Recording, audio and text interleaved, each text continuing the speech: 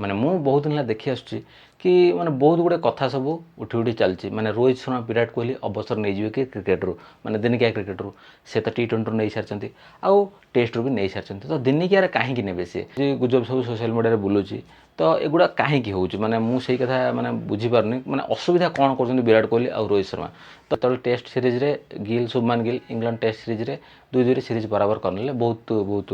माने कंग्राचुलेसन कहीं England series रे नुआ युव दल जाकि सीरीज माने ड्र करवा बहुत बड़ कथा तो से गोटे मैच जितला सीरीजटा ड्र कला समस्त भाविले कि दिनिकिया कैप्टेन गिल को दिज्व मैंने कौन पाई सी तो गोटे जगह कैप्टेनशिप कर शुभमान गिल पुणी रोहित शर्मा कैप्टेनशिप कहीं ने रोहित शर्मा पुणी दिनिकिया कहीं खेलनी तो मुझे क्लीयर करदेवा चाहिए समस्त को रोहित शर्मा माने दिनिकिया क्रिकेट विश्वकप केवल फाइनाल मैच ही हारी केवल फाइनाल मैच गोटे हारी एपर्तंत 3टी माने 2023 रु 3टी जो माने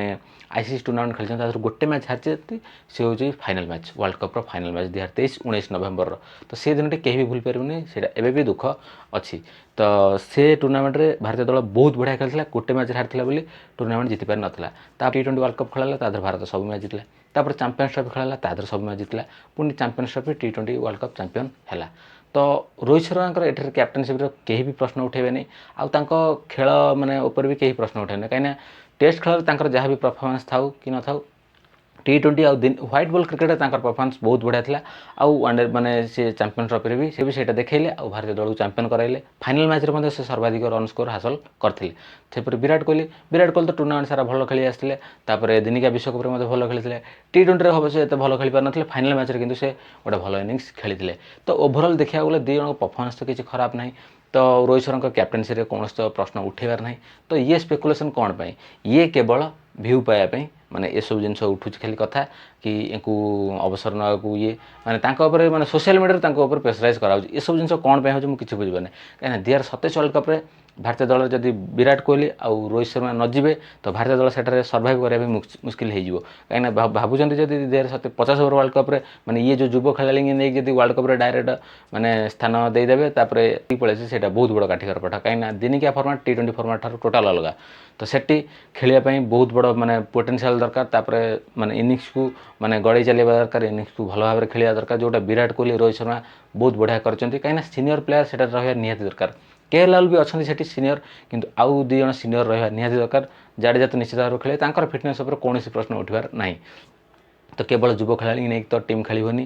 केतबेले टीम ट्रांजिशन केमी हुए टीम ट्रांजिशन जितेबाला सीनियर खेला जो खेल सरी सरी आसुव युव खेला टी माने स्थान को दृढ़ कर से सब स्टेज रे माने ट्रांजिशन हुए एकाथर जब टीम को उल्ट पाल्ट करदे ताल पूरा श्रीलंका भाई अवस्था हो देखिए श्रीलंका बहुत दिन हम आईसीसी टूर्नामेंट किसी जीतने कहीं तिलक रतन दिलशान कुमार सांगाकारा आउ महाराज जबरदन ये 3 जन डायरेक्ट छाड़देला खेल टीम हठात गोटे माने मुरबी शून्य टीम हो गला तो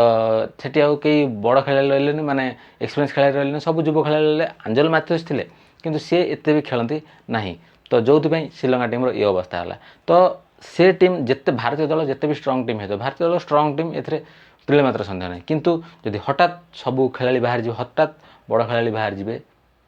सीनियर खेला बाहर जी तो टीम कोलाप्स करा निहाती स्वाभाविक कथा कहीं T20 रे कही हम कहीं T20 रे 20 ओवर खेल 10 विकेट जमती एडजस्ट करके T20 खेल को खेलीदेवे किंतु 50 ओवर फर्माट हूँ अलग 50 ओवर फर्माट रे टिके माने स्टांड करा पड़ो माने इनिंग्स को सजाड़ा पड़ो तो बहुत किसी कथा 50 ओवर अच्छी 50 ओवर बहुत है तो से